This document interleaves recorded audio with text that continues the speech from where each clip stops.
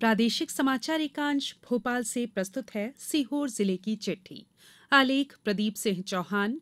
वाचक स्वर संयुक्ता बैनर्जी। सीहोर जिले में शीतलहर अब अपने अंतिम दौर में चल रही है। कृषि प्रधान जिले में रबी की मुख्य फसल गेहूं है, जिसकी इस बार अच्छी पैदावार होने के संकेत हैं। पिछले दिनों सीहोर जिले में देश का 74वां गणतंत्र दिवस उत्साह और उमंग के साथ समारोह पूर्वक मनाया गया। मंडी स्थित टीआरपी मैदान में आयोजित समारोह में इस बार जिलाधीश प्रवीण सिंह ने ध्वजारोहण कर परेड की सलामी ली। समारोह में शासकीय और अशासकीय स्कूल के बच्चों द्वारा रंगारंग सांस्कृतिक कार्यक्रम प्रस्तुत किए गए। जिले में अच्छे कार्य करने वाले शासकीय और अशासकीय लोगों को प्रशस्ति पत्र प्रदान किए गए। पिछले दिनों मुख्यमंत्री शिवराज सिंह चौहान सपरिवार अपने गृह ग्राम जैत के गौरव दिवस समारोह में शामिल हुए। इस मौके पर उन्होंने ग्राम की प्रतिभाओं और मेधावी छात्र छात्राओं को पुरस्कृत किया। बीते दिनों सीहोर की ग्राम पंचायत निपानिया कला में उच्चतम न्यायालय के निर्देश पर जिले की पहली ई लोक सेवा केंद्र का शुभारंभ हुआ। इस केंद्र के माध्यम से उच्च न्यायालय, जिला न्यायालय और तहसील न्यायालय के निर्णय, स्टेटस और पेशी की जानकारी निःशुल्क प्राप्त कर सकेंगे। सीहोर में मकर संक्रांति का पर्व गुड़, तिल्ली और मिठास के लिए नहीं, बल्कि देश की आजादी के संघर्ष में शहीद हुए 356 अनाम शहीदों की शहादत पर्व के रूप में याद किया जाता है। दरअसल 14 जनवरी 1858 को सीहोर में 356 क्रांतिकारियों को बर्बर अंग्रेज हुक्मरान कर्नल हिरोज ने उनकी देशभक्ति के कारण गोलियों से छलनी कर दिया था। इसी की याद में 14 जनवरी को सीहोर के नागरिकों ने भूली हुई विरासत की गवाह बनी इस समाधि पर पुष्पांजलि अर्पित करते हुए शहीदों को श्रद्धांजलि अर्पित की।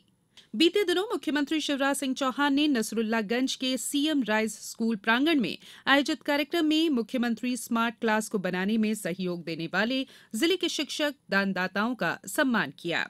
इसके साथ ही सीएम ने छात्र छात्राओं से संवाद भी किया। शिक्षकों द्वारा जन सहयोग से जिले के सभी 1630 स्कूलों में स्मार्ट टीवी लगाई गई है। प्रदेश के साथ ही जिले में भी विकास यात्रा उत्साह के वातावरण में निकलना शुरू हुई। यात्रा का शुभारंभ सीहोर विधानसभा क्षेत्र के ग्राम जमुनिया से विधायक सुदेश राय ने किया। पिछले दिनों मुख्यमंत्री जनसेवा अभियान के तहत विभिन्न योजनाओं से हितग्राहियों को लाभान्वित किया गया।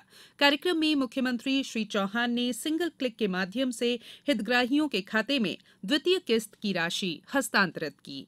पिछले दिनों मुख्यमंत्री शिवराज सिंह चौहान ने सुरक्षित सीहोर अभियान का वर्चुअल शुभारंभ अपने भोपाल स्थित निवास से किया। यह अभियान जिले के सभी नागरिकों का बीमा कराने के लिए कलेक्टर प्रवीण सिंह की पहल पर प्रारंभ किया गया है। इस अभियान के तहत जिले के सभी पात्र नागरिकों का प्रधानमंत्री सुरक्षा बीमा और प्रधानमंत्री जीवन ज्योति बीमा कराया जाएगा। पिछले दिनों सीहोर जिले की रेहटी तहसील स्थित कोलार परियोजना अंतर्गत पाटतलाई उद्वहन सिंचाई योजना शुरू की गई। पानी किसानों के खेतों तक पहुंचना शुरू होते ही किसानों के चेहरे खिल उठे हैं। इस सिंचाई योजना से रेहटी तहसील के 3 ग्रामों के 889 हेक्टेयर रकबे में सिंचाई के लिए पानी उपलब्ध रहेगा। पिछले दिनों सीहोर जिले के बिल्किसगंज थाने को आईएसओ प्रमाण पत्र प्रदान किया गया। अंतर्राष्ट्रीय मानकों पर खरा उतरने पर इस पुलिस थाने को आईएसओ प्रमाण पत्र जारी किया गया। इससे थाने की प्रदेश भर में अलग ही पहचान बन गई है।